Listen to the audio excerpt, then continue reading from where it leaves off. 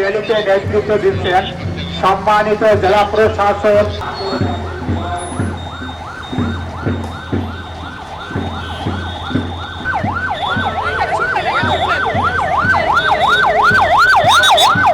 Civil surgeon Jhenaidah, জনাব মোহাম্মদ মুন্না বিশ্বাস, অতিরিক্ত পুলিশ সুপার ঝিনাইদহ, সাংবাদিক বৃন্দ, জেলা পর্যায়ে কর্মকর্তাদের সকলকে শুভেচ্ছা জানাচ্ছি। এই দিবসটি আজকে পালিত হচ্ছে।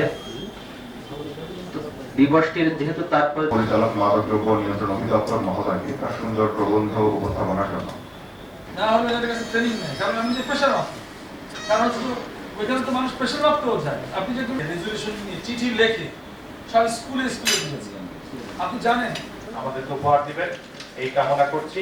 সবাইকে ধন্যবাদ এবং সবাইকে আবারও ইন্দ্রলাল মহোদয়।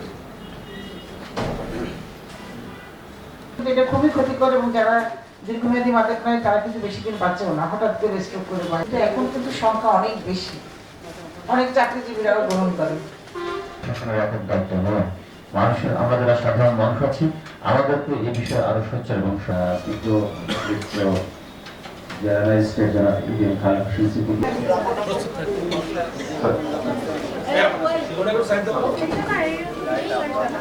এদিকে তাকাও বাবু। আচ্ছা, পরে নিয়ে নিয়ে পারবে।